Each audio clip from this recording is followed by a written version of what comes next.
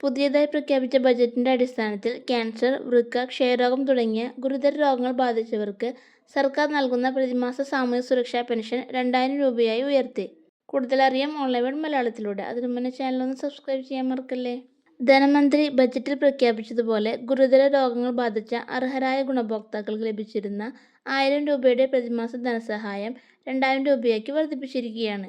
ഈ തീരുമാനം ആരോഗ്യവകുപ്പിന് കീഴിലുള്ള സർട്ടിഫിക്കറ്റിന്റെ അടിസ്ഥാനത്തിൽ BPL വിഭാഗത്തിൽപ്പെട്ട അർഹരായ ഗുണഭോക്താക്കൾക്ക് അവരുടെ ചികിത്സാ കാലയളവിനുള്ളിൽ ലഭിക്കുന്നതാണ്.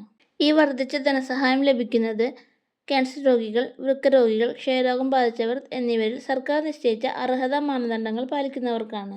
ശ്രദ്ധിക്കുക, ഈ 2000 രൂപ എല്ലാവർക്കുമുള്ള സാമൂഹ്യ സുരക്ഷാ പെൻഷൻ വർധനയല്ല.